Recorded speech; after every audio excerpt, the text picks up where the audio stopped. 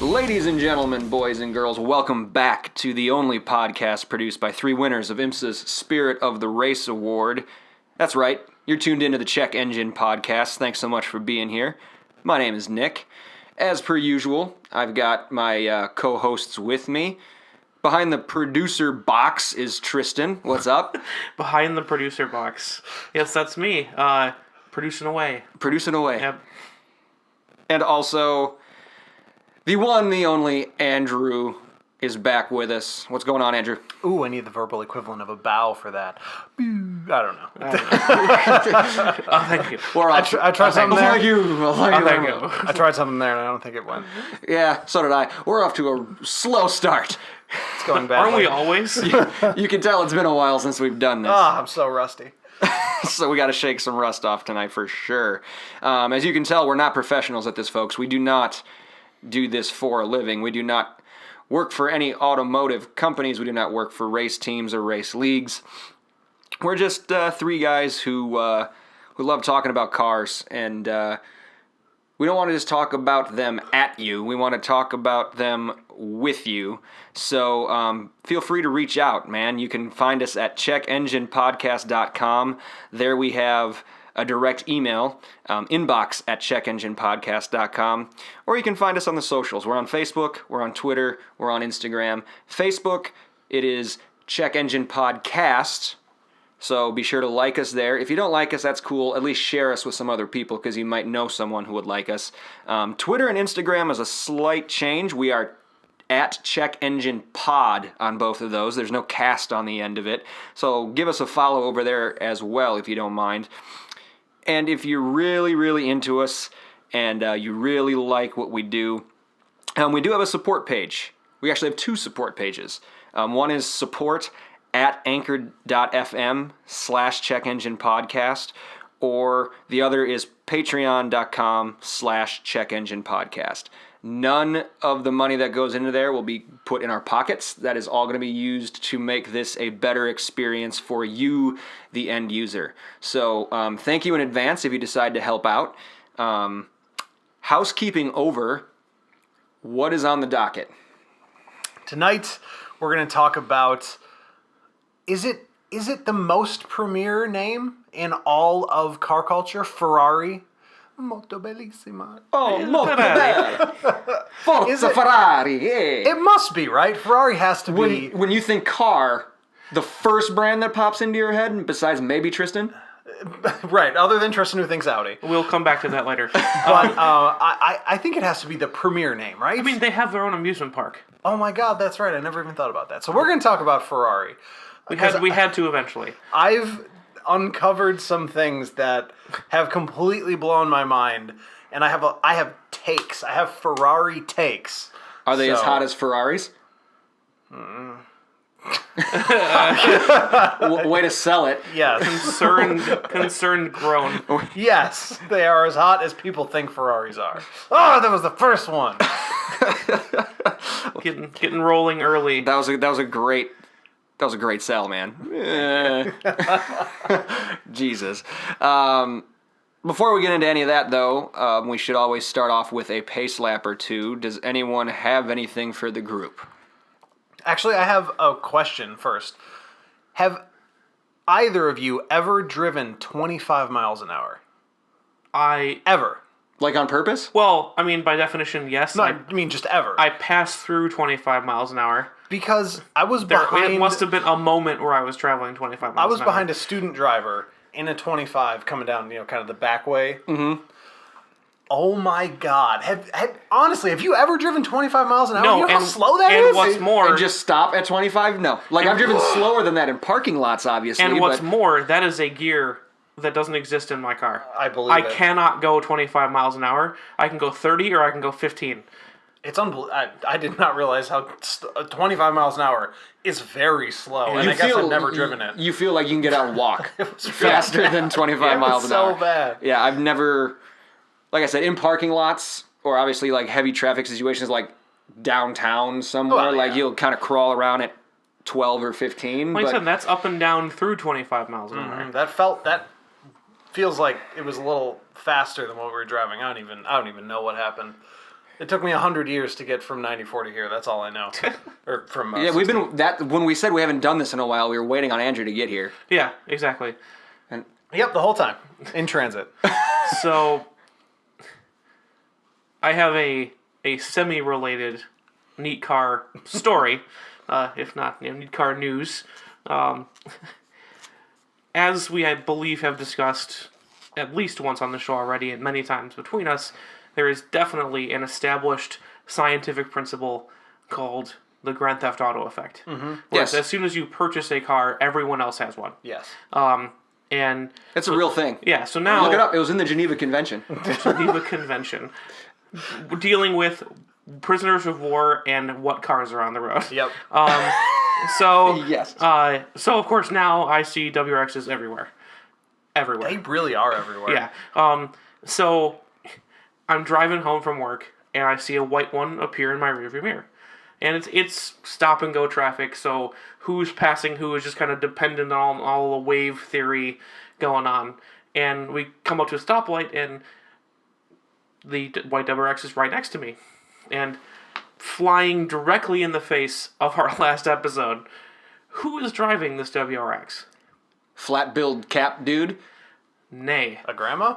Yes. Oh, that's dope. She had to have been 60 years old. That's awesome. And at least, How new was the car? like, 2015 to 19. It's the newest body style. Really? Yeah.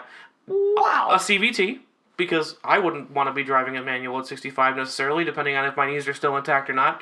So there's Even if they are, who wants to do all that work? Right. There's a good... Yeah, she earned a break, Right, man. exactly. There's a good chance that, those have been replaced already, and that doesn't sound fun. So, driving the CVT, but she kind of pulls up next to me, turns and looks back. I'm like, does she know me? She, did a double take almost. And I'm like, who is that? And Grandma? She does a double take, and then waves furiously like, hi, you drive one of these too. It was so funny. So funny. Good for her. Yeah, exactly. God damn, more of that. Please, more of that. Share stories of that, folks. As we said at the end of that episode, drive what makes you happy. Amen to that.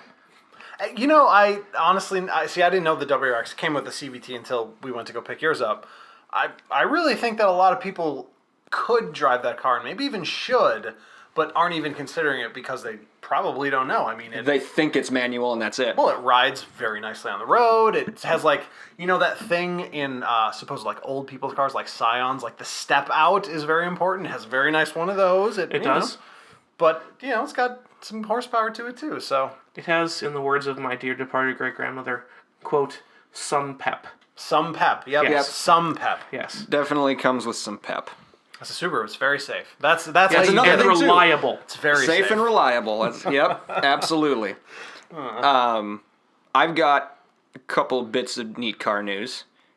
One, right in front of Miller Park the other day, I was driving to an off-site meeting with a vendor, and rolling past Miller Park, and there was a black Bentley Continental Speed 8. It's got to be a player's car. You'd think. Or, team exec, obviously. You'd think. Obviously. They didn't turn into the stadium. They drove past. Okay. So, and I think, it was going pretty quick. Oh, was it? It was hustling. Yeah, it was hustling. So, I believe it took the turn on the bypass to go down to Chicago. So I'm guessing it was some Chicago money.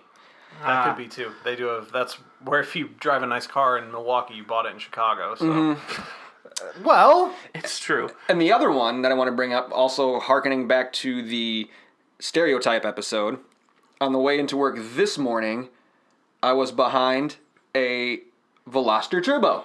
yay! And the license plate said Turbo. Only with two U's, so it was Turbo. I was like, oh my god, you actually saw the person that has the turbo. Nope, you didn't see that guy. Turbo. But yes, it was a woman. Okay. So you are still the only male who drives a Veloster. Except for the guy at Road America. Except for that one guy at Road America. I saw it's down still. My phone is recovering from being new. It's still down in the full res version. The white. R spec. Was that in the parking lot? Parking lot in Milwaukee. There's another one that it's probably that white R spec that I've seen driving around. So that's interesting. It's the only other, there's a black one at Road America, but the only other one I've seen is a white one somewhere in this area. I've seen it throughout Waukesha a few times. It's probably that person. Probably. Andrew, you brought a news story. You brought a discussion point onto this too, right? Yeah, inspired by a couple things that have happened. 90s kids remember. Only 90s kids will know. We've talked about the Toyota Supra a few times on this podcast, and it's coming back. The name of legend is returning in a car from Toyota, another sports car, two-door. It's been announced for a while. Pictures of it have been released for a while. They've announced it's going into NASCAR, on and on and on. All of this hype, they're giving it to reviewers. All of this is normal. Except. A big except. But wait. Toyota, all right, so typically what will happen with a car is there will be spy shots of it wrapped in some, like bizarre pattern camo, and all of that's designed so that when you're looking at it, you can't fully see all the lines. Yeah, it's like World War I dazzle camouflage on ships. And it's still called dazzle camouflage. So you can see the shape, you can see the rough lines, but it's kind of designed to hide the minutia. Typically, as soon as a car is announced, all of that disappears. Not with the Supra. They're showing it in the same red dazzle camo that they've had it in since they announced the car. All right? So and this been a long time from their official announcement to now. This car has been announced, quote unquote, for 2 or 3 years without any visuals on it. Long. It's been a long time. Normally you get an announcement and then within I think the rumors, 9 months to a year. The rumors are that old. Yeah, I think the actual announcement's a year and a half. Yeah, maybe. the first, how car manufacturers do that, from a distance, rear 3/4, we can only make up one line of the side and the roof line. That was the first shot. Or just the headlights and the grill in the dark. Yeah. The standard. Yep. So they had that, I think it probably was 2 years. So, the weird thing is they've gone so far. They're now giving this car, the actual production car, to reviewers for first impression drives without announcing official horsepower figures and all that stuff. And they're leaving the camo on, and they're still fully camouflaging the interior. So, the first thing is, pretty obviously, they made an ugly car. And they don't want people to know, but everybody knows because they haven't taken the camouflage off yet. That car is ugly. Yeah. If it looks anything close to what the NASCAR version looks like. Which is heinous. It's hideous. Failed abortion ugly. Whoa. Wow. Too much? Or no, because you've seen it? They took the front of the Supra, which is, even at this point, recognizable. Yeah. And bolted onto a stock car. It looks fake. Because in many ways it is. Well, of yeah, course, it it's is. not really stock. But it looks like a horrible Photoshop.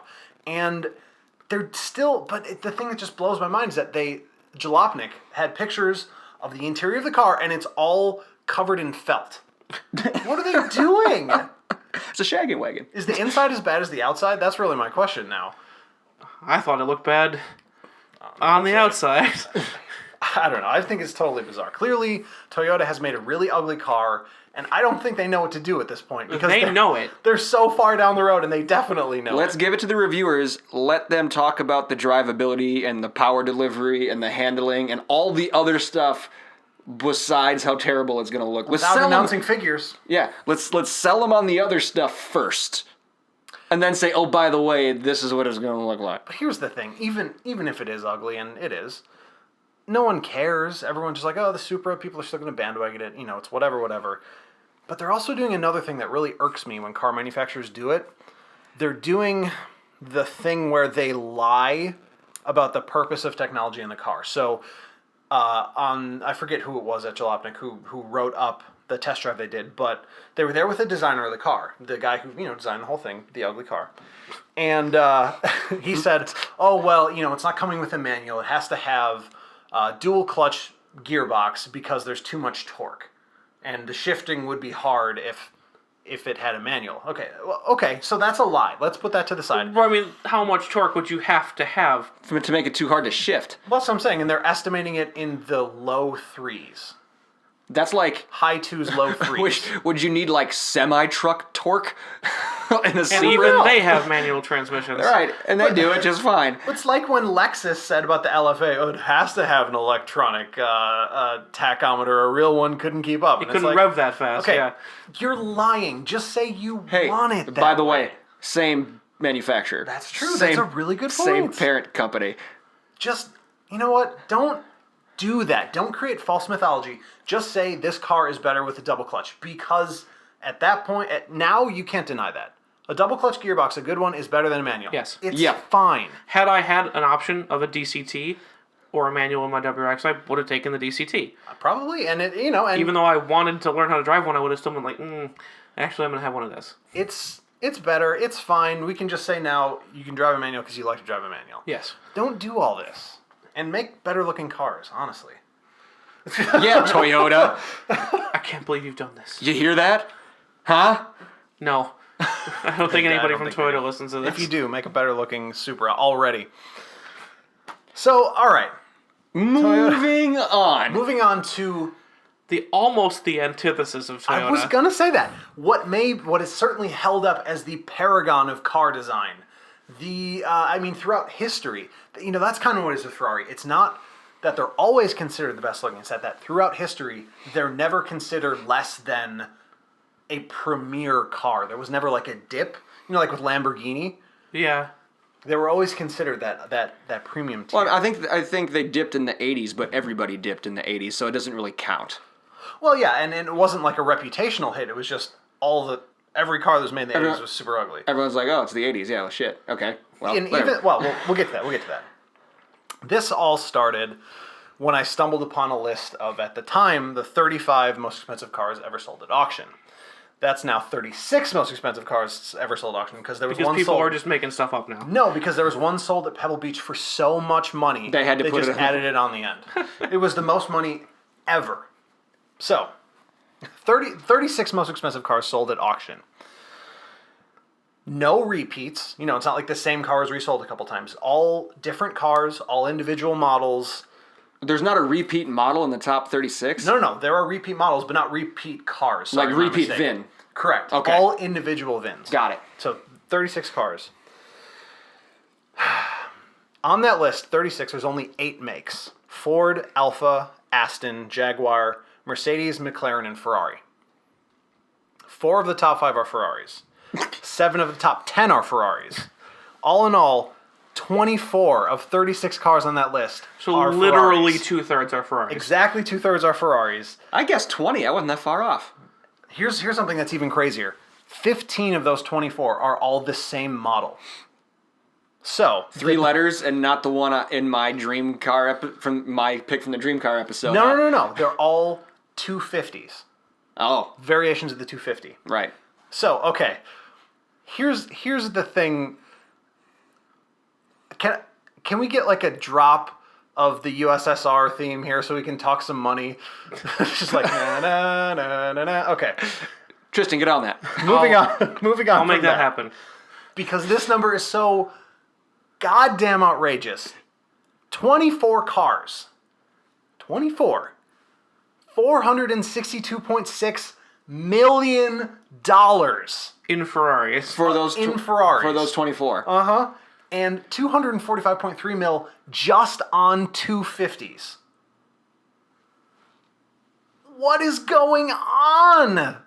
Why? Because that's what the collector market is. If it's super rare, you're just going to get more money for But it. it's not that rare. They just sold, in the past couple of years, 15 250s for at least 11 million. 11 million or more. They're not that rare. Okay, so they sold 15. How many of them are there in the world? Well, there's at least 15? Then they're really rare. No. Like there's not like it's not like the GTO that I talked about in the Dream Car episode where they rolled like 80,000 of them off the line. Yeah, but off more the to assembly line. Like, but more to the point, that's just the ones that have sold for over. I think the lowest on this ranking was like 10.8 mil. So at Pebble Beach alone, there were like 5 250 sold, but those are the low class. Those are like 6 million. Those are like 5 million. Yeah. You can't think about those. We're only talking. I mean, only the poor. am I really the only person who thinks you're just like, it's whatever? Is that not that big a deal? I think this is absolute insanity. Why is it insanity? Because all of those cars are ugly, and they're not that good. But they're collectible. That's See, the piece. $462.6 million. That doesn't freak you out? No. Oh my God, this is impossible. I think It doesn't freak me out. I think that's lunacy. Tristan's on his phone, presumably looking something up. I am. I'm trying to look and see How many G250s? how many they ever made. Would be my question. But, I mean, I would be I mean, curious. do they to know. only make them for like 1 year? No, Did they no, only no, make no, them for... Because what you got to remember is all of these. So the 250 was a type of car, you know, like a Camry or whatever, and they made different versions. There's a California, and there's a GT, and there's a Spider, and there's this and that and the other. And it's not necessarily like this list is just one of those. They're not all 250 GTs. It's just a 250. So one could be a Spider, one could be a GT, one could be a It could be GTO. Yeah. GTO. Yeah. See, I heard the GTO was the one to have. Oh yeah, sorry. The top two. Or 250 GTOs, I'm pretty sure. Let me pull out my list here. The two most expensive cars that have ever sold in history are both Ferrari GTOs. I think they're the 275 GTOs. Oh, 275. One was sold last year for $38.1 million. And that guy got a great deal because the one that sold this year at Pebble Beach, $48.4 million. Yeah, an Autoblog has one, a 250 GTO, that sold in a private sale, not at auction, for 70 mil. Oh my! What? Come on, man! You don't think this is crazy? Nearly double the last auction price. Oh my God! Yeah, I don't think the fact that the car sells for that much is crazy. Like that doesn't really trigger anything in me. What I get to is, what the hell kind of person, like, what do you have to do? Like what is your profession where you can drop 70 million on a car? That you're never gonna drive. To be clear, you're not driving. Did they this say who car. the purchaser was? Was that like No. Bill Gates or somebody? Private sale. No. It was probably Sultan of Brunei who loves cars. Oh, Yeah. I was gonna say, oh yeah, oil So- money over there, maybe. And here's the other thing too: is they are often treated. Was it Bezos? They're often treated as an investment, because the one that was for 40 million that won at auction, the estimates, the appraisers are saying it's one of the best examples ever. If they hold on to it and keep it in good condition, within 10 years it will sell for $100 million. Oh my! That's not the inflation rate. There's people by the way. people make a living buying and selling these cars because it's an investment. Like they're not gonna drive it. They It's probably like buying land, buying land. land for investment you're never going to live on. yeah. Okay, it's not like buying land you're never gonna live on. It's an ugly old Ferrari. That can earn you $60 million in 10 years. It's a great ugly. investment. It's an ugly apartment in Manhattan that you'll flip No, around. no. That you're never going to live in. You're not going to win this with a gentrification argument. They're not remotely similar. They're just not. This is investing in a Babe Ruth rookie card. This is hobbyist level crap that you're hoping is going to make you a ton of money. No, it's not hope. It's been proven that it At does. least it's sold this way for a long time. Okay, but It's listen, not new. Let's not pretend that this is like an endless market that will always go up. This is, bubble economy. This is, you can't say like, oh, that Ferrari is as good an investment as a Manhattan apartment complex. No, Not complex, just one apartment. Just one. No, it's not the same as that. Let's get rid of that. Well, Just put together a graph of how long they've been selling and for how much. I wonder what the curve looks like. I do wonder. Damn near straight up. I wonder. I have no idea. Almost 90-degree angle. I guess, does it freak you out because of the sheer amount of money, or because you think the car doesn't look good? Like, it's an old car. No old cars are that good. I mean, definitely the monetary waste is appalling to me. But if you've got the because- money, who cares? It's not I can't see this as it ain't tricking if you got it type thing. It's like, oh, well, because here's the thing. You're never driving that car. No one's going to see that car. No one, maybe even your immediate family, is ever going to happen upon that car because you don't have that shit in your garage.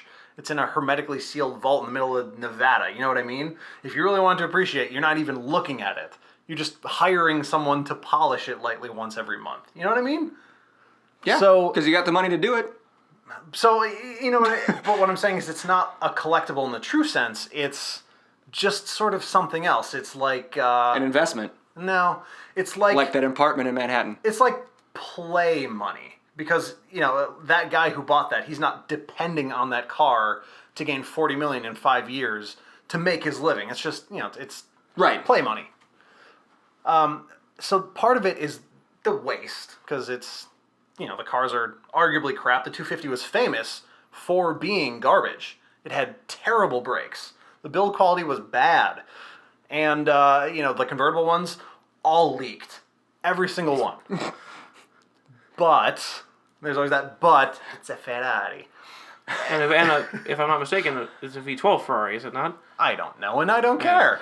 I think a lot of Ferraris were V12 Well, back say, then. but I mean, that drives another particular premium. Because, and yeah, the V12, and I would assume it's a V12 because Ferrari, especially back in those days, were known for their engines more than anything else. Enzo Ferrari was actually quoted as saying, aerodynamics is a study for people who don't know how to build engines.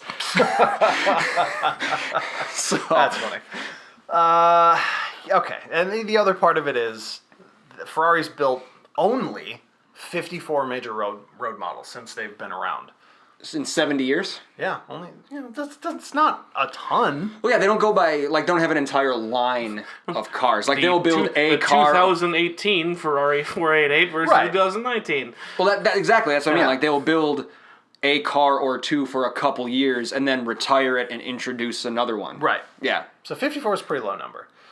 And as I said before, Ferrari's held up as this paragon of especially looks and performance. You know, I guess that's kind of what they're known for. If you want the best looks, to go with the best performance, then you get a Ferrari. Yeah, because I think you can find performance that's better and looks that are better. But if you want a mix of both, Yeah. Like where the diagram comes together. yeah, yep, the definition of premium Yes. in all things. So 54 major cars, they're held up as, you know, making those beautiful cars, blah, blah, blah. I can only think of 4 that look good, and really one of them doesn't count. So in no order, I think the F40 looks good, but I can definitely see the argument for that car being wildly ugly. Just the only argument there for it being ugly, I think that people could have a valid case, is the headlights. Because, yeah, the headlights you see on the car are not the headlights. It has pop-up headlights behind it, and that just looks Yeah. it looks weird, ridiculous. hella weird. Yeah, I don't know. Is it pop-ups are like the running lights and then the other ones are brights? Or like, I don't know how that works. No, the lights in the lenses in the front of the car, obviously we'll post pictures of all these, but when you look at the car, it has like lensed headlights. Those are running lights and blinkers, and behind it are the headlights and Actual they pop up. beams. Yeah, the beams. Yes. But, you know, this car is the first car that I ever attached to as like, oh my god, that car's really pretty. You know, I had like the model, all that stuff. And it was also one of the first production cars to do 200 miles an hour. And a running theme you'll see is that Andrew could say he could name 4 that he liked the looks of. I can just about name 4. Tristan, I've never attached a Ferrari in any way. we were talking We were about talking this before before. you got here. You claim to not know anything about Ferrari. Everyone knows so many Ferraris. Even if you don't know, you know it. Like, you'll see it and be like, oh, Well, yeah. I can look at it and go, that's a Ferrari. But, like, if you ask me to name them, it would be... I can do it. Well, let's do it, right? So it'll be... Here's the exercise. Here we go. The F40, the 458, and I only know the 488 because they're basically the same. It's just a revolution of the same car. Yep. The California, Yep. and then I know the names of, but I constantly get mixed up, the FXX and the Enzo. I cannot tell the two apart. And then the Scaglietti. That's it. And You can name and a couple more. And that's a weird one. I'm sure you can... You can name a few more. Modena, Maranello, F50. The Oh, La Ferrari. Shaking his head. Oh shit, that's right. So, Come so on, that one- man. Oh, this is good. What came after the F40? It was the F50, of course. An F60. No, just kidding. That's not Right? I mean, you would be like, oh yeah, see, that's not. You could tell me that's a Ferrari F60. It came after the F50. I'd be like, oh okay, because I have no idea. I think you know more. I think you know. I mean, I don't. You're playing coy. yeah, I think you're being a little coy. You're playing coy. I certainly don't know how many. 45 or whatever. 54, maybe. I didn't know that. You know, whatever. I didn't know Dyslexic, that. It's fine. I don't know any. He didn't know that. He looked that up. He didn't Yeah. just know that. I certainly don't know Wikipedia. nearly as many Ferraris as I know almost anything else. Right. But yeah, so of the cars I think are so F40 was the first car that I think is beautiful, although I definitely understand why people would say it's ugly. The 488. I agree there. Yeah, the 488 I will hear no bad things about. That car is perfect. 488, Nicholas. I have no problem with the 488. I just like the 458 better because it was the first in that design language. That's the only reason. It's a sentimental thing. Nah. I couldn't tell the two apart. The 488 looks like what the 458 should have looked like. That's how you know. Okay. Take that. I'm trying to figure out where, like Tristan, is it? I can't say it, we can't say it's because they don't. It's the numeric names because Audi does it. Well, yeah, Audi A4, does it. A6, A5, BMW. It's not the numeric names. It's. Is it because Ferrari doesn't make Jeep or Audi or Subaru? or Subaru? Is that what's going? Because they compete with Audi. I think it's a Le Mans thing. He I think can't- It's like PTSD. They don't though. They're not in the same class. Doesn't matter. You don't shush. You shush. No, it's no. I think they're boring. I like thi- this guy. Okay, now I'm with him. I can't. So name what any about either. them is boring? They're all red Wait, with tan interior. Okay, you're jumping it. We have got to get through this list here. And then we fine. Can talk about, okay. Fine. Okay. Then we can talk to Tristan about how he does. I also don't know any Ferraris because they're boring. So Oh, I see. I see how suddenly it I is. have amnesia now. Okay, so no, 488, perfect. The quintessential Ferrari, the only thing that keeps Ferrari notably above every other manufacturer in the 80s, the Testarossa. That has to be the most iconic car of the 80s. That's a name I've heard because my dad named my computer hard drive that. Testarossa. Okay. Yeah. But you know, I don't know what it See, looks like though. that's how iconic it is. You know, with all the strike marks down the side, that front, it was on. Okay. You know, it was on Outrun. It was on every poster Ever. of anything from the 80s has a Testarossa. As a Testarossa. It does. Got it. 100%. Got it. Yeah. Miami Vice, when they're not in the boats, they're driving the Oh, Testarossa. of course. Like, Anything that has neon lettering has a I'm Testarossa. receiving a bit of an education. I appreciate it. And the last one I picked is the 275, which is an older car. But, you know, it's kind of... maybe I'm changing my mind. It's kind of It looks like an E-Type. it does actually kind of look like an E-Type. But it has a... That's how a lot of the design language was back then. It has a though. very square back, very much unlike the E-Type. It's all E-Type up until... Like the back window. B-pillar, and then it goes angular and sharply down. Speaking about a square-ass back end, God. so I'm laughing, trying to keep it together right now because it's entirely off topic, but square back end. I saw the most ridiculous-looking car the other day, a Toyota Yaris sedan. Looks like someone didn't finish sculpting it. It's just made out of the clay block at the back. I don't know that I've ever seen it. I saw one the other day for the first time ever, and I went, oh my god, what is that thing? And I got close enough to see the badge, I was like, oh my god, it's a Yaris sedan, I didn't even know they made those. It is horrible. All right. Anyway. Shout to Toyota again. Make better looking cars. Hey! Anthony. All right, that's the end of the episode. See you guys. Okay, so anyways, those are the four on my list. I've kind of cooled off on the 275. I think I was being generous. So we'll say 3.5. 3.5 3.5 out of 54. out of 54. Okay. Full lineup. I didn't look at all 54. But Nor would any reasonable person. right, so then you can't really say 3.5 out of 54 if you never looked at all 54. No, I did. I'm just accepting I'm not reasonable. Oh, well, fair enough. I'm glad he's accepting it. now. As long as we the first step is Acceptance. acceptance. Yeah, so that's good. We've made strides here. So I looked at 15. I looked at 15 from starting in the, I didn't go back to the 50s and 60s. I started in the 70s and went up, and I just picked 15. Most of them were newer. And out of the 15 I looked at, 10 of them I thought were pretty good. Mm-hmm. So, way better ratio than 3.5 out of 54. 10 out of 15 is way better. I agreed, so we already... F40 crossed that one off the list, we agree. Testarossa crossed that one off the list, we agree. 488 crossed that one off the list, we agree. I put the 458 on there. We know my reasons behind that. I've mentioned this Quiet from the peanut gallery. a couple of different episodes. The 812 Superfast, the front engine one looks really good. The name is goofy. It actually says super fast. Yeah, That's the name of the car. Superfast. The 812 Superfast. Superfast. Superfast. I know that one because the name is hilarious. The F12, I thought was a really good looking car. Berlinetta. The California was a really good looking car. The new one? Yeah. Yeah, when they brought it back. I do like the I California. think that's See, ugly. you know that one. I think that car's ugly. I think it looks like a... I said I knew that one. That was one of the ones Oh, I that knew. was one you named? Yeah. Okay. I think it looks like a jumped up Maserati. That's my problem with it. It is, but... I'd say, isn't it? It is, 100%. Yeah, So- that's my problem with it. Okay, but still looks good. Maserati version looks good too. What other ones did I say looked good? Oh, the Scuderia Spider 16M was a very good looking car. That was a 90s car. Those are just words, man. Those... Was that you're not talking about the 430 Scuderia? Not the 430. So what would that have been, based off the 360? I don't think it was based off the 360. It was, the literal name of it is Scuderia Spider 16M. There's no 430, 340, nothing on it. I'm gonna look it up. Yeah, look that one up. And as you're looking it up to keep so the people don't have to wait on dead air, let's go through ones that I thought were ugly. Yeah. Let's see the flip side of the coin. Yeah, it's based off the 430. Oh, that is the 430. Yep.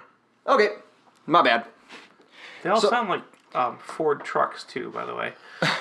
F430. Yeah. Ferrari just announced their first ever SUV is coming in So it's gonna be ugly.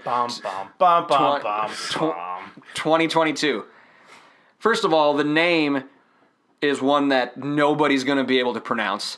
The name is wild problematic, in my view. For not just the pronunciation reason. Oh, boy. I haven't even heard of it. What is it? I'm going to try to pronounce it right here.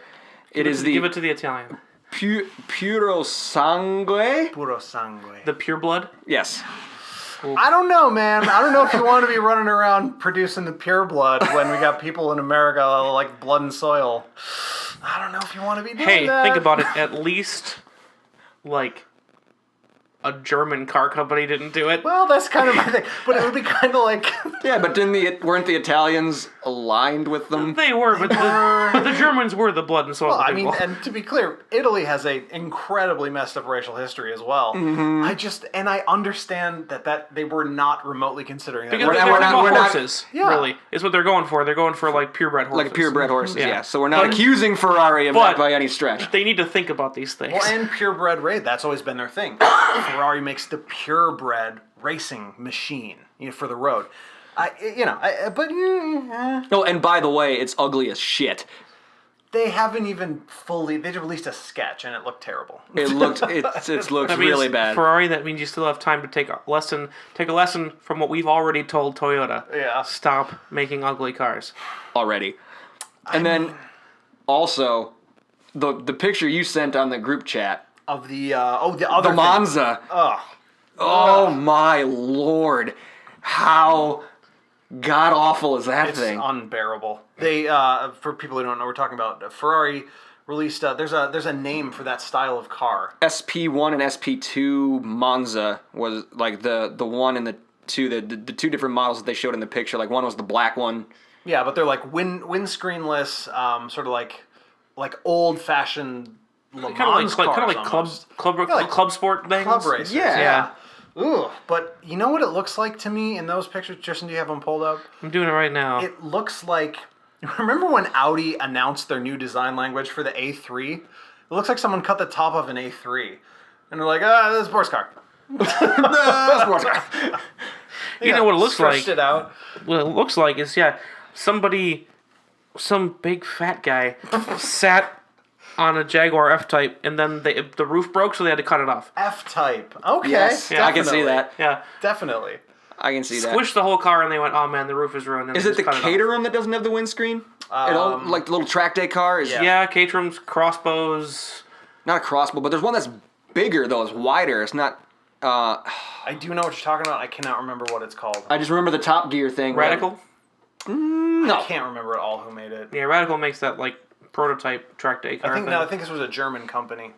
Oh man, I can't remember it. I just remember the Top Gear episode. I think it was James May was driving around in it on the test track, and he was getting hit in the face with bugs because it didn't have a windscreen, and he was.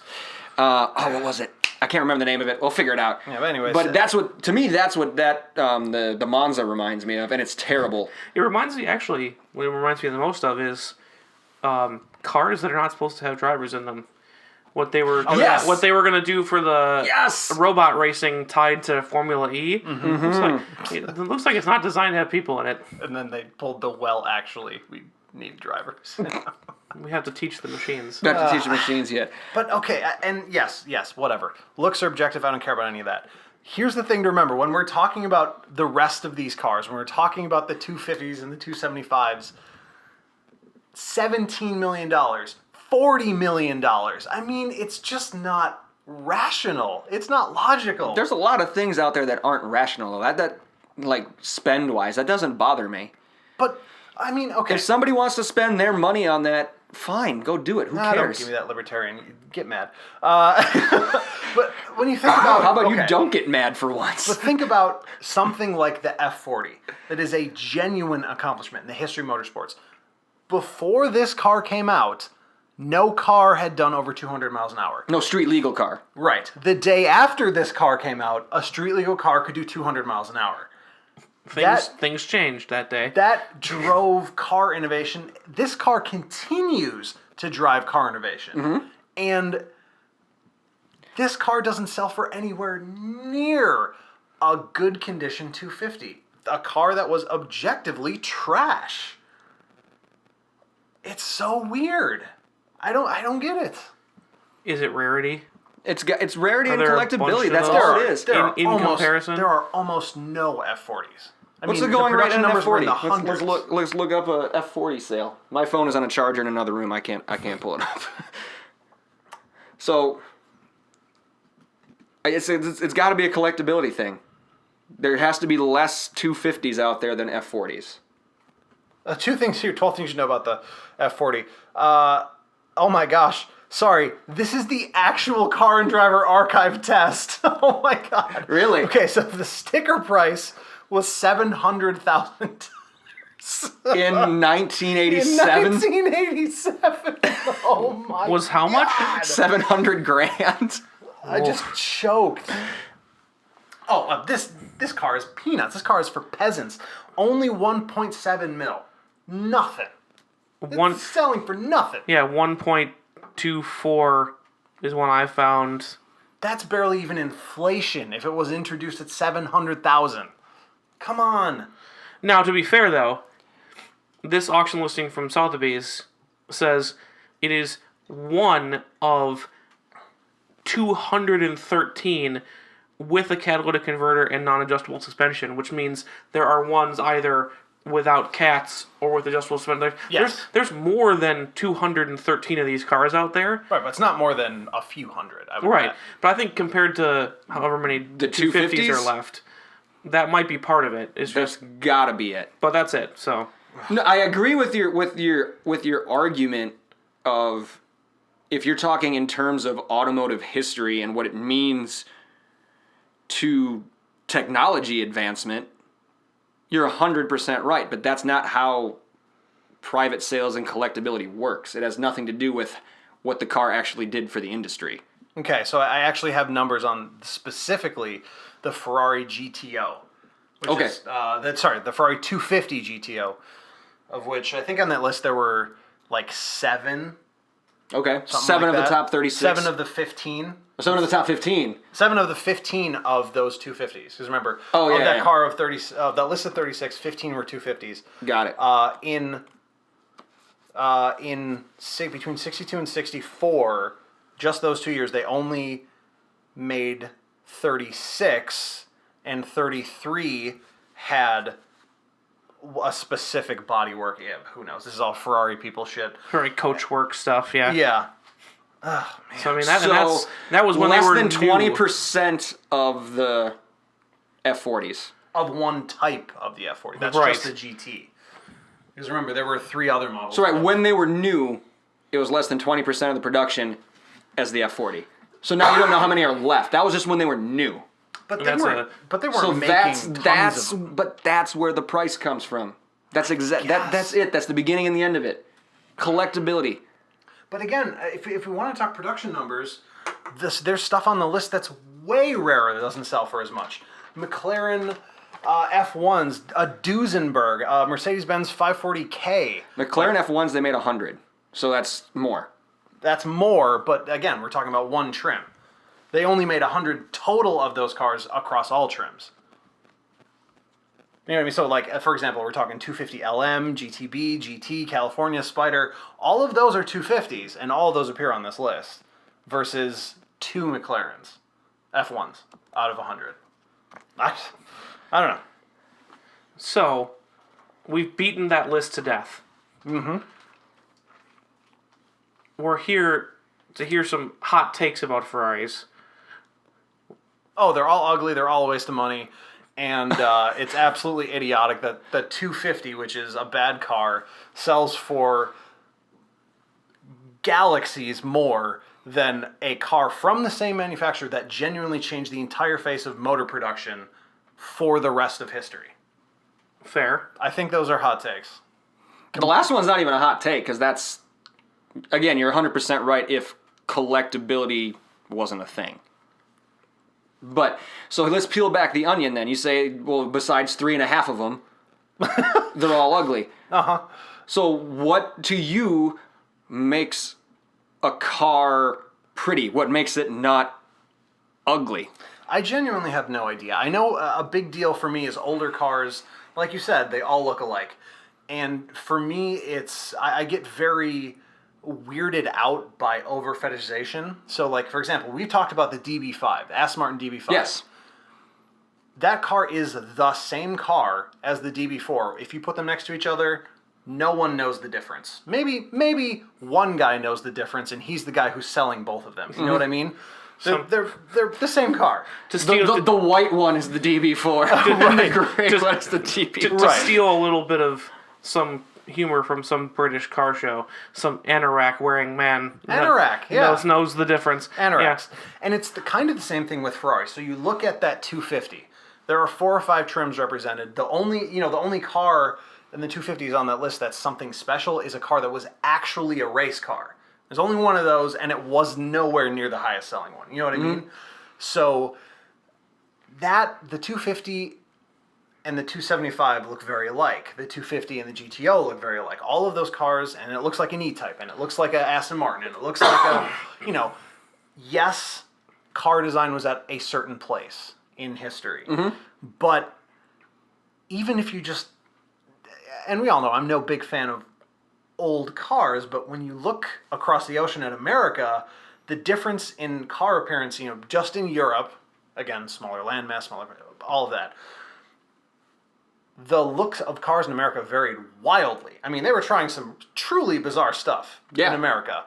And all of these cars that get people so worked up, most of them are again from Ferrari, and they almost all look alike. Yeah, and that's my quote unquote hot take, is that we kind of brushed over it earlier, and they're boring to me. That I can't tell the difference between them, and not because I'm an idiot, because I can claim other things for that reason, but they all are red and vaguely wedge shaped and beige inside, and that's how I can tell they're a Ferrari. And that's like, sometimes you get a yellow one. I've seen those, but like sometimes they're yellow. But like, to me, there's no. The only reason that a lot of the German cars we mentioned with letters and numbers on them, I can identify them, is because they still have the letters and numbers on them. The I was just gonna Ferraris, say, if that's your argument, is that they all look alike, outside of the TT, pretty much every Audi looks exactly the same too. they Maybe it's a 2-door do, versus a 4-door. but they're also not held up as these pinnacles of design. That's true. That's just a car. It's like they are luxury cars. They're supposed to look nice, but they look nice. They're not supposed to look, eye ravishing in any way. Everybody gets all hot and bothered about them. I'm like, I just see a red wedge. It doesn't. So when you're looking at, so let's peel back this onion a little bit.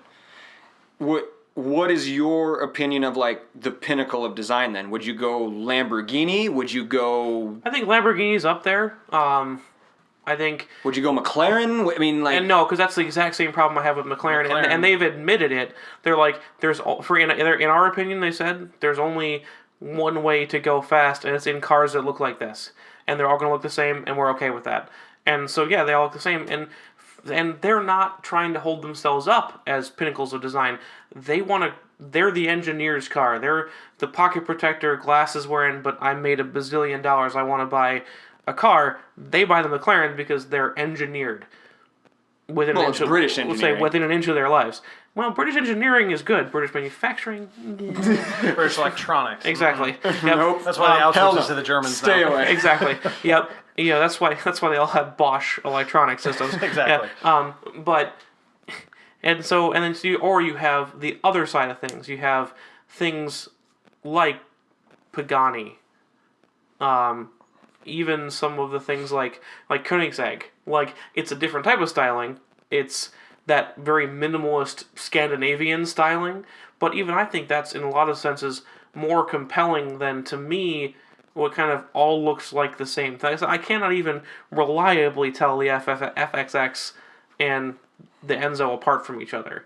Like, to me, they're all kind of...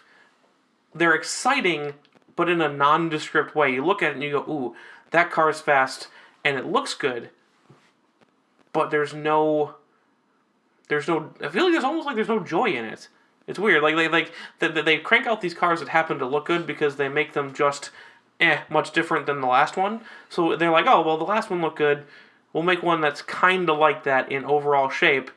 Add some new ducts and slashes down the side for the Testarossa or whatever. And look, we made a new car. And then say, hey, we're the masters of design language.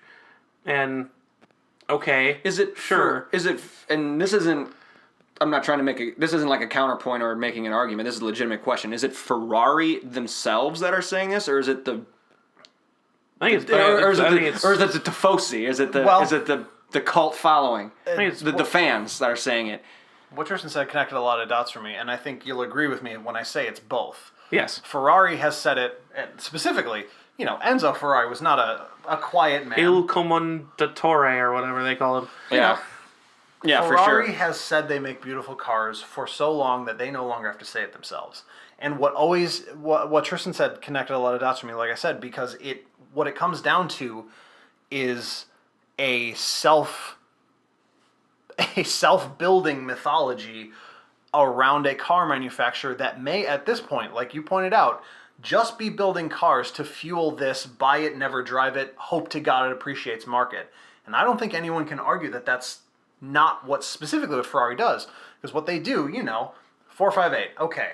People get in, brand new car. When that car launched, it was regarded widely in automotive journalism as the most beautiful production car ever made. Yep. The next year, 488 Competizione, Pista, Scuderia, whatever. Special editions, little changes, add a stripe. You know what I mean? The collectors go, no. I don't want the regular 458. Give me the Competizione. Let me park that in my garage and hope it appreciates. You know what I mean? It's this market where Ferrari is building its own hype and fueling it so people buy their cars and sit them in their garages. And I think that's obviously, it's all anecdotal, zero science here. Oh, no. But when we talk about like our neat car news, we've had at least 3 that I can remember Lamborghini sightings in our neat car news. Mm-hmm. Who's brought up a Ferrari? Who's seen a Ferrari? I haven't at all. I've seen them parked at racetracks. I've never seen them on the road. I've seen 2. I guess I wasn't even counting racetracks. Outside the racetrack. One of them was parked at the mall I used to work at, and one of them was driving. None of those were in the last year.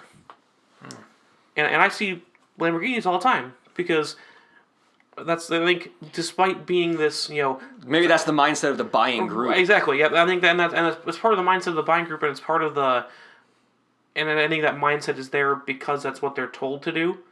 The Ferraris are definitely tested. They're great driving cars. They put up good track numbers. They win a bunch of stuff in IMSA. Mm-hmm. They drive really well. You never see them on the road. Lamborghinis and other stuff, it's like, hey, buy this, and then people drive it. And it's kind of the reason why Ferrari, outside of their own track, would never have a feeder series, but Lamborghini does. Yes. Ferrari has a feeder series. Yeah, they race it on their own track at Ferrari World. They race a series there. No, they race it all over the place. IMSA sanctions it, the 488 Challenge. Yeah. Oh, really? Yeah. Huh. Super popular. Well, it's a feeder series. It's like Super Trofeo. Who do they race it with? Oh, it's Ferrari. They have to have their own weekend. Okay. Then is it a feeder? You're canceled. Then is it Shut a feeder series? That's just club spec racing. Oh my god. Sanctioned by IMSA. Oh my god, it's so mad about that. You made me think that I got something wrong and I actually got it double right. Okay. It's not the same thing at all. I think we can point to those two things as being basically opposed and appealing to their market. Lamborghini brings Super Trofeo to IMSA weekends because they want to sell the Lamborghini as a car that's not only good in the racetrack, but something you might want to see. Ferrari doesn't do that because they don't want people to see their cars. They don't want common people to come and see them race. They only want people who like Ferraris to see them race. And who probably already own them. Or would like to and already have them. They already have Pumas and the pants. And the quarters and the quarter zip pullover. Quarter zip pullover. You already know. Yeah. You already know. And so that's my hot take. Do I sound completely unhinged here? Yeah, but it's fun. All right. Yeah, that's part of the entertainment. That's what gets the ears. It's okay.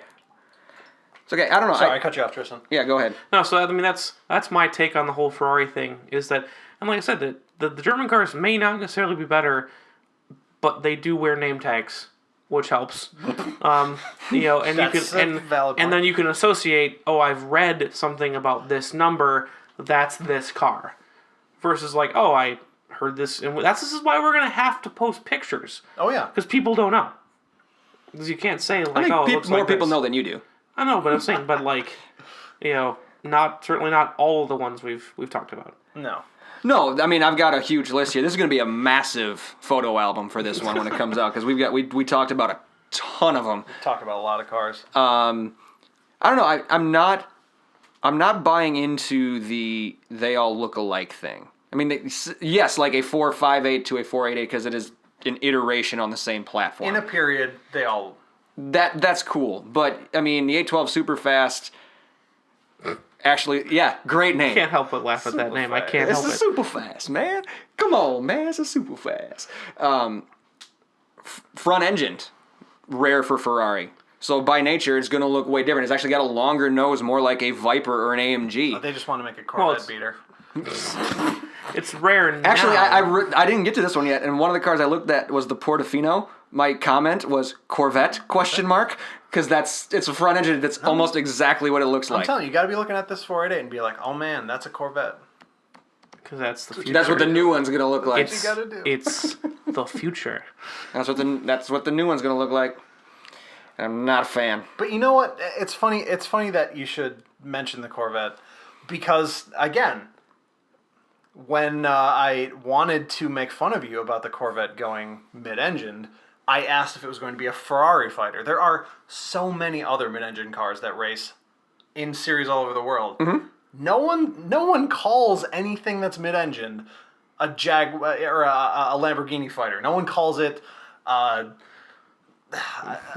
fighter. a McLaren fighter. Or it doesn't matter. It's all Ferrari fighters. Well, you know what I mean? I think that just came from when Ford went to Le Mans in the 60s. They called their GT40 the Ferrari Killer.